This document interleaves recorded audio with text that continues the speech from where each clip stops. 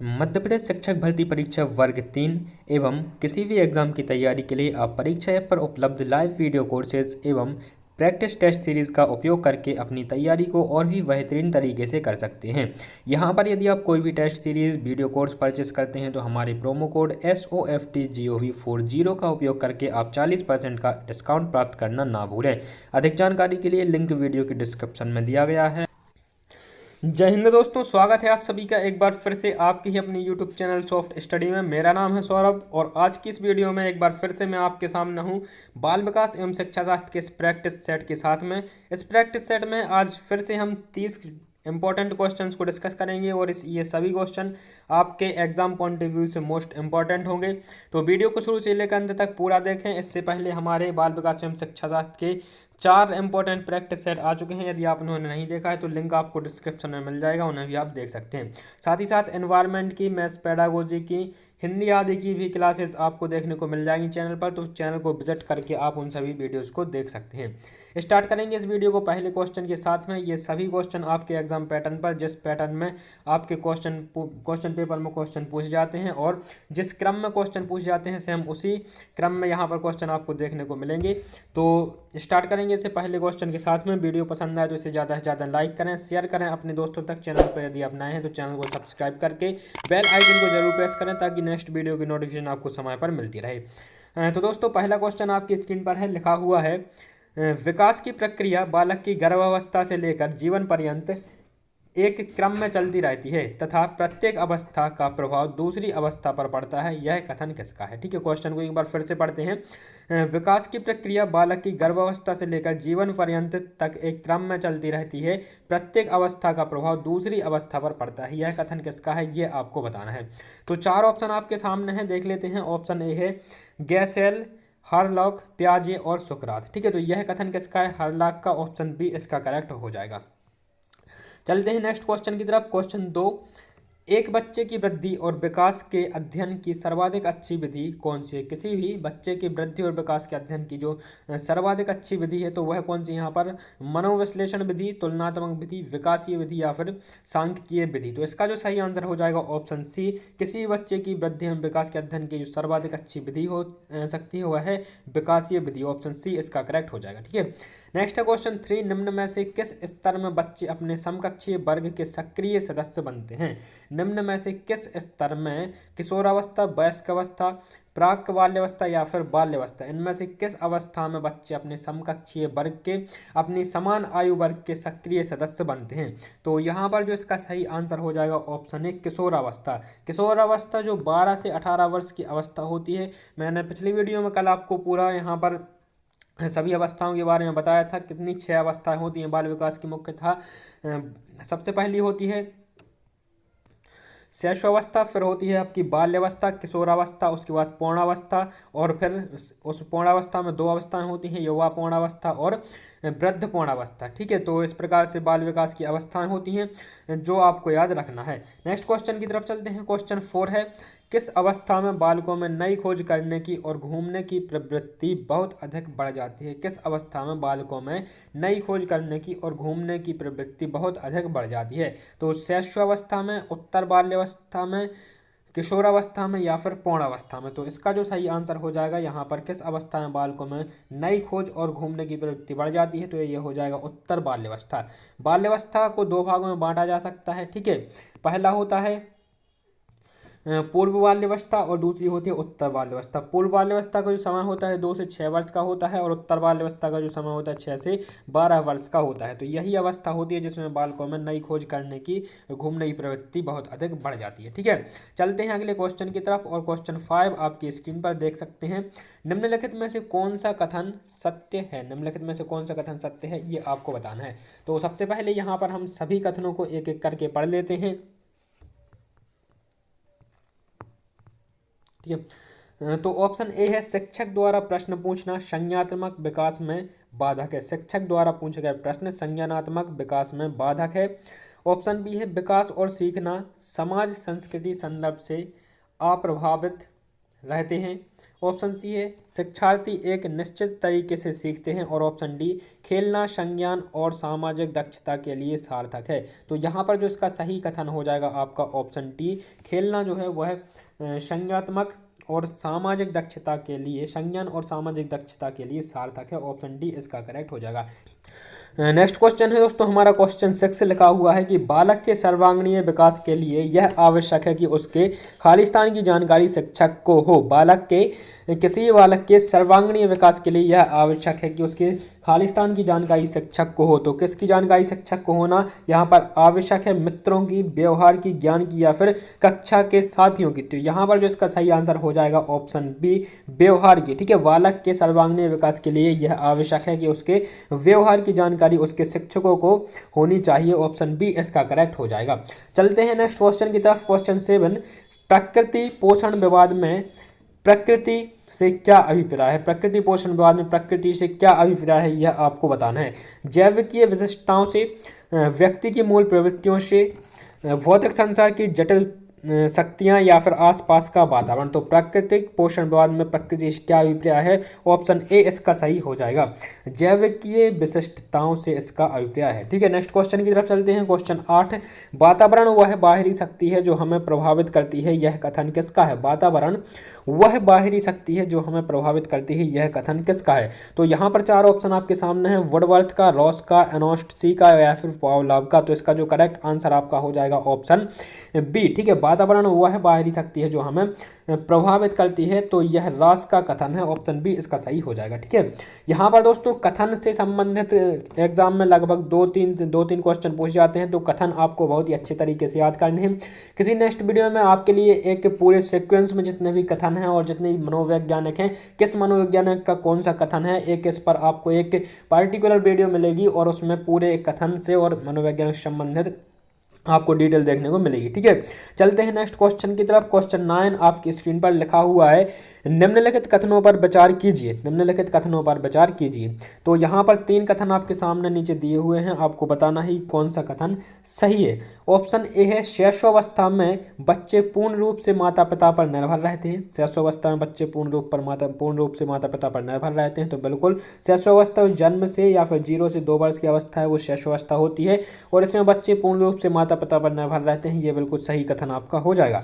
Option B है, बाल्यावस्था में बालकों में सहयोग एवं सहानुभूति की भावना का विकास होता है। तो बिल्कुल बाल्यावस्था 2 से 12 वर्ष की अवस्था है, इसे 2 भागों में बांटा जा सकता है। उत्तर बाल्यावस्था, पहला पूर्व बाल्यावस्था 2 से 6 वर्ष और उत्तर बाल्यावस्था 6 से 12 वर्ष। ठीक है, तो इसमें सहयोग एवं सहानुभूति की भावना का विकास होता है। तो ये कथन भी दोनों सही हो जाते हैं। ऑप्शन सी है, किशोरावस्था सामाजिकरण की जटिल अवस्था नहीं है। तो ये कथन बिल्कुल सही नहीं होगा क्योंकि किशोरावस्था सामाजिकरण की सबसे जटिल अवस्था मानी जाती है। तो यहाँ पर जो इसका सही आंसर हो जाएगा कौन सा? ऑप्शन सी, ए और नंबर 1 कथन और 2, ये दोनों कथन जो हैं सही है। ठीक है, चलते हैं नेक्स्ट क्वेश्चन की तरफ। क्वेश्चन 10 आपके स्क्रीन पर लिखा हुआ है, निम्नलिखित में से कौन सी संस्था सामाजिक परंपराओं के हस्तांतरण में सबसे अधिक योगदान करती है? निम्नलिखित में से कौन सी संस्था सामाजिक परंपराओं के हस्तांतरण में सबसे अधिक योगदान करती है? तो यहाँ पर परिवार, विद्यालय, समाज या फिर शिक्षक। तो यहाँ पर जो इसका सही आंसर हो जाएगा ऑप्शन ए, जो परिवार होता है, परिवार सबसे अधिक सामाजिक परंपराओं के हस्तांतरण में योगदान करता है। अगला क्वेश्चन है हमारे यहाँ पर क्वेश्चन 11 लिखा हुआ है, परिवार एक साधन है। परिवार एक साधन है, तो किसका साधन है? अनौपचारिक शिक्षा का, औपचारिक शिक्षा का, गैर औपचारिक शिक्षा का या दूरस्थ शिक्षा का? तो इसका जो करेक्ट आंसर हो जाएगा अनौपचारिक शिक्षा का। ऑप्शन ए, अनौपचारिक शिक्षा का परिवार एक प्रमुख साधन है। नेक्स्ट क्वेश्चन है क्वेश्चन 12, निम्नलिखित में से कौन सा सामाजिकरण का एक प्रमुख प्रकार है? निम्नलिखित में से कौन सा सामाजिकरण का एक प्रमुख प्रकार है? कंप्यूटर, आनुवांशिकता, परिवार या फिर राजनीतिक दल? निम्नलिखित में से कौन सा सामाजिकरण का एक प्रमुख प्रकार है? तो यहाँ पर जो सामाजिकरण का प्रमुख प्रकार है ऑप्शन सी, परिवार। ठीक है, परिवार एक सामाजिकरण का प्रमुख प्रकार है। नेक्स्ट है, पियाजे के अनुसार 2 से 7 वर्ष के बीच एक बच्चा संज्ञानात्मक विकास की किस अवस्था में है? पियाजे के अनुसार 2 से 7 वर्ष के बीच का एक बच्चा है तो वह संज्ञानात्मक विकास की किस अवस्था में है। ठीक है, तो यहाँ पर जो इसका सही आंसर हो जाएगा वो होगा आपका ऑप्शन डी, पूर्व संक्रियात्मक अवस्था। प्याजे का जो संज्ञानात्मक नियम है उस पर एक पूरी वीडियो आपको देखने को मिल जाएगी आई बटन पर, तो आप उसे देख सकते हैं। साथ ही साथ डिस्क्रिप्शन में भी लिंक दिया गया है। तो प्याजे ने जो संज्ञानात्मक विकास की मुख्य अवस्था बताई हैं वो 4 अवस्थाएं बताई हैं, जिसमें पहली है आपकी संवेदी प्रेरक या संवेदी पेशी अवस्था, इसे हम बोलते हैं। और ये इस अवस्था में जो है बालक अपनी इंद्रियों के माध्यम से सीखता है। ठीक है, दूसरी अवस्था है यहाँ पर पूर्व संक्रियात्मक अवस्था, फिर होती है आपकी मूर्त संक्रियात्मक अवस्था, और फिर होती है अनौपचारिक संक्रियात्मक अवस्था। ये आपको याद, औपचारिक संक्रियात्मक अवस्था। ठीक है, तो इसी के साथ चलते हैं अगले क्वेश्चन की तरफ। और क्वेश्चन 14 है, एक बच्चे को सहारा देने की मात्रा एवं प्रकार में परिवर्तन किस बात पर निर्भर करता है। एक बच्चे को सहारा देने की मात्रा एवं प्रकार में परिवर्तन किस पर निर्भर करता है। तो 4 ऑप्शन आपके सामने हैं। अध्यापिका की मनोदशा पर, बच्चे की नैसर्गिक योग्यता पर, कार्य के लिए प्रस्तावित पुस्तक, या फिर बच्चे के निष्पादन का स्थल। तो यहाँ पर जो इसका सही आंसर हो जाएगा आपका ऑप्शन ए। ठीक है, कौन सी, अध्यापिका की मनोदशा पर यह निर्भर करता है। अगला क्वेश्चन स्क्रीन पर क्वेश्चन 15 और लिखा हुआ है, यहाँ पर सही जोड़ी आपको यहाँ पर सुमेलित करनी है, सही जोड़ियाँ मिलानी है। तो देख सकते हैं आप सूची 1 को सूची 2 से यहाँ पर सुमेलित करना है। सूची ए में है प्रगतिशील शिक्षा के प्रकार और सूची 2 में है केंद्र बिंदु। ठीक है, तो यहाँ पर ऑप्शन ए है मानवतावादी शिक्षा, संरचनावादी शिक्षा, मोंटेसरी शिक्षा, और यहाँ पर सूची 2 में है तकनीकी एवं प्रयोग अधिगम, विश्लेषणात्मक एवं पर्यवेक्षण, और कला एवं संस्कृति। ठीक है, तो यहाँ पर देखते हैं हम। ठीक है, तो यहाँ पर सुमेलित हो जाएगा मानवतावादी शिक्षा का यहाँ पर कला एवं सामाजिक विज्ञान से, संरचनावादी शिक्षा का तकनीकी एवं प्रयोग अधिगम से, और मोंटेसरी शिक्षा का विश्लेषण एवं पर्यवेक्षण से। तो यहाँ पर देखते हैं ऑप्शन में जो सही ऑप्शन होगा ऑप्शन बी। ठीक है, ऑप्शन बी इसका सही है। नेक्स्ट क्वेश्चन है क्वेश्चन 16, विद्यालयों में समावेशन मुख्यतः किस पर केंद्रित होता है। विद्यालयों में समावेशन मुख्यतः किस पर केंद्रित होता है। तो यह केंद्रित होता है विशिष्ट श्रेणी वाले बच्चों के लिए सूक्ष्म प्रावधानों के निर्माण से। ऑप्शन ए ही इसका सही है। ठीक है, विद्यालयों में जो समावेशन है वह मुख्यतः किस पर केंद्रित होता है। तो यह केंद्रित होता है विशिष्ट श्रेणी वाले बच्चों के लिए सूक्ष्म प्रावधानों के निर्माण पर। ठीक है, अगला है क्वेश्चन 17, वंचन के मनोवैज्ञानिक प्रभावों में कौन सा सम्मिलित नहीं है। वंचन के मनोवैज्ञानिक प्रभावों में कौन सा सम्मिलित नहीं है। तो वंचन के मनोवैज्ञानिक प्रभाव में जो सम्मिलित नहीं है वह है आपका आर्थिक प्रारूप। ऑप्शन बी इसका करेक्ट हो जाए। इसके अलावा अभिप्रेरणात्मक प्रारूप यह बिल्कुल सम्मिलित है वंचन के मनोवैज्ञानिक प्रभाव में, संज्ञानात्मक प्रारूप और शैक्षणिक उपलब्धि पर। ठीक है, इसका जो सही आंसर हो जाएगा आर्थिक प्रारूप, ऑप्शन बी। ठीक है, वंचन के मनोवैज्ञानिक प्रभावों में जो सम्मिलित नहीं है वो है आर्थिक प्रारूप। नेक्स्ट क्वेश्चन की तरफ चलते हैं। क्वेश्चन 18 लिखा हुआ है कि संकेत अधिगम के अंतर्गत क्या सीखा जा सकता है। संकेत अधिगम के अंतर्गत क्या सीखा जा सकता है। तो यहाँ पर जो है मनोविज्ञान, पारस्परिक अनुकूलन, वातावरण, या फिर मनोदैहिक। तो संकेत अधिगम के अंतर्गत जो सीखा जा सकता है वह है पारस्परिक अनुकूलन। ऑप्शन बी इसका सही हो जाएगा। नेक्स्ट है कि क्वेश्चन 19 है, राष्ट्रीय दृष्टिबाधित संस्थान कहाँ स्थित है। राष्ट्रीय दृष्टिबाधित संस्थान कहाँ पर स्थित है। राष्ट्रीय दृष्टिबाधित संस्थान स्थित है देहरादून में। ऑप्शन सी इसका सही हो जाएगा। ठीक है, राष्ट्रीय दृष्टिबाधित संस्थान कहाँ स्थित है, देहरादून में स्थित है। अगला है क्वेश्चन 20 लिखा हुआ है, सीखने का वह मॉडल जो बच्चों की सृजनात्मकता को उत्प्रेरित करता है वह कौन सा। सीखने का वह मॉडल जो बच्चे की सृजनात्मकता को उत्प्रेरित करता है वह कौन सा है। तो बैंकिंग मॉडल, रचनावादी मॉडल, प्रोग्रामिंग मॉडल, या फिर ये सभी। तो इसका जो आंसर हो जाएगा ऑप्शन वी, रचनावादी मॉडल। ठीक है, रचनावादी मॉडल जो होता है यह सीखने का वह मॉडल है जो बच्चों की सृजनात्मकता को उत्प्रेरित करता है। ठीक है, तो यहाँ पर दोस्तों 20 क्वेश्चन हमने कंप्लीट कर लिए हैं, और 20 में से जितने आंसर आपके सही हुए हैं वो आपको कमेंट बॉक्स में कमेंट करने हैं। और इसके साथ ही हम चलते हैं अगले क्वेश्चन की तरफ। वीडियो पसंद आ रही हो और इसी प्रकार की और वीडियो यदि आप चाहते हैं तो इसे ज़्यादा से ज़्यादा लाइक करें, शेयर करें अपने दोस्तों तक, और साथ ही साथ यदि आप चैनल पर नए हैं तो चैनल को सब्सक्राइब करके बेल आइकन को जरूर प्रेस करें, और चैनल को सब्सक्राइब करने के बाद एक प्यारा सा कमेंट वीडियो के कमेंट बॉक्स में जरूर करके जाना।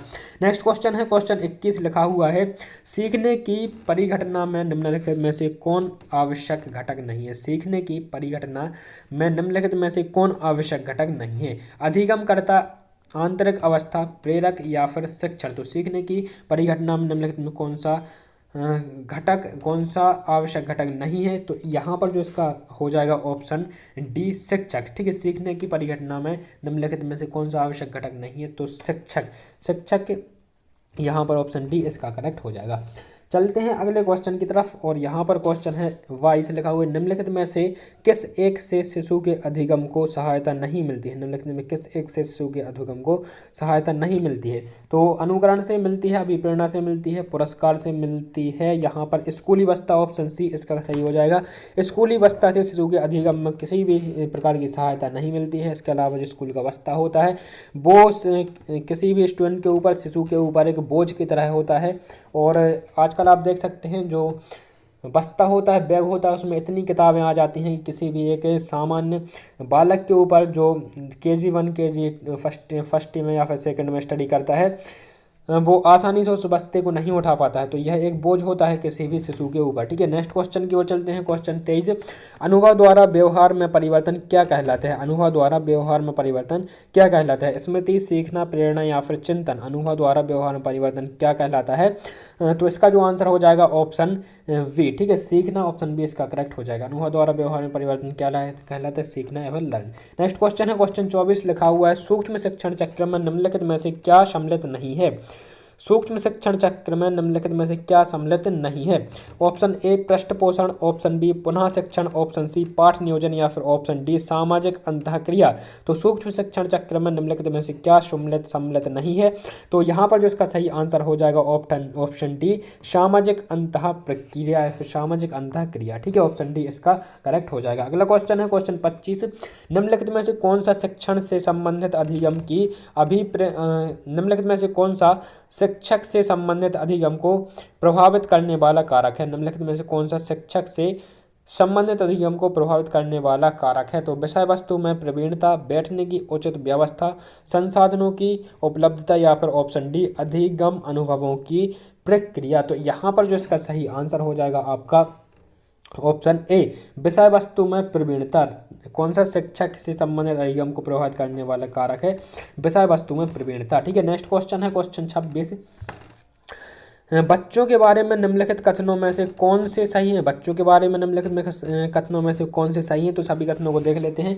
बच्चे जानकारी के निष्क्रिय प्राप्त करता है, बच्चे समस्या समाधान करता है, बच्चे वैज्ञानिक शोध करता है या फिर बच्चे पर्यावरण के सक्रिय अन्वेषक हैं। ठीक है, तो यहाँ पर जो हमारा सही आंसर हो जाएगा इसका ये सभी। ठीक है, चारों कथन यहाँ पर सही होंगे। बच्चे जानकारी के निष्क्रिय प्राप्तकर्ता होते हैं, बच्चे समस्या समाधान करता होते हैं, बच्चे वैज्ञानिक शोधकर्ता होते हैं, बच्चे पर्यावरण के प्रति अन्वेषक होते हैं। तो यहाँ पर ऑप्शन डी देख सकते हैं, ये सभी ऑप्शन सही होंगे। नेक्स्ट है समावेशी शिक्षा निम्न में से किसे प्राप्त कर अपने उद्देश्यों को प्राप्त करती है। समावेशी शिक्षा निम्न में से किसे प्राप्त कर अपने उद्देश्यों को प्राप्त करती है। केवल प्रतिभाशाली शिक्षार्थियों, केवल अधिगम क्षमता शिक्षार्थियों, केवल सामान्य शिक्षार्थी या फिर सामान्य एवं अधिगम अक्षम शिक्षार्थी। तो यहाँ पर जो हमारा ऑप्शन हो जाएगा ऑप्शन डी सामान्य एवं अधिगम अक्षम शिक्षार्थी। ठीक है, नेक्स्ट है 28, बहुकारक सिद्धांत के समर्थक निम्नलिखित में से कौन है। बहुकारक सिद्धांत के समर्थक निम्नलिखित में से कौन है।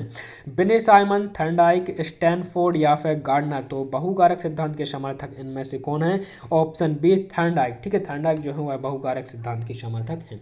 नेक्स्ट क्वेश्चन है क्वेश्चन 29 लिखा हुआ है, थर्नडाइक ने 9 प्रकार की बुद्धि की चर्चा की है, इसमें कौन शामिल है। थर्नडाइक ने 9 प्रकार की बुद्धि की चर्चा की है, इसमें कौन शामिल है। तो स्तर बुद्धि, परास बुद्धि, भाषाई बुद्धि या फिर बुद्धि प्रारूप। तो यहाँ पर इसका सही आंसर हो जाएगा ऑप्शन सी भाषाई बुद्धि। यहाँ पर क्वेश्चन पूछा जाता है थर्नडाइक ने कितने प्रकार की बुद्धि की चर्चा की है। तो ये भी आपको याद रखना है, 9 प्रकार की बुद्धि की उन्होंने चर्चा की है। ठीक है, और इसमें से जो निम्न में से शामिल है भाषाई बुद्धि। ठीक है, तो दोस्तों यहाँ पर ये था इस वीडियो का अंतिम क्वेश्चन 29वां और यहाँ पर 30वां क्वेश्चन में से लिखा हुआ है विकास की शैशवावस्था संवैगिक विकास के अंतर्गत। एक मिनट, तो लास्ट क्वेश्चन है इस वीडियो का, विकास की शैशवावस्था समवैगिक विकास के अंतर्गत किसका अध्ययन किया जाता है? साक्षात्कार, निरीक्षण, अनुसंधान या फिर वैज्ञानिक। तो यहाँ पर जो इसका सही आंसर आपका हो जाएगा ऑप्शन बी, निरीक्षण। ठीक है, तो ये था दोस्तों इस वीडियो का अंतिम क्वेश्चन। उम्मीद है आपको आई होगी। वीडियो पसंद आई है तो वीडियो को ज़्यादा से ज़्यादा लाइक करके चैनल को सब्सक्राइब जरूर करें और शेयर जरूर करें। साथ ही साथ एक दो कमेंट जरूर वीडियो के नीचे छोड़ दें, और जो रेगुलर स्टूडेंट है वो तो कमेंट रेगुलर करते रहें, ताकि मुझे पता चलता चले कि कौन कौन यहाँ पर रेगुलर वीडियोस को देखता है। तो मुलाकात होगी आपसे इसकी नेक्स्ट वीडियो में, तब तक के लिए नमस्कार, जय हिंद, वंदे मातरम।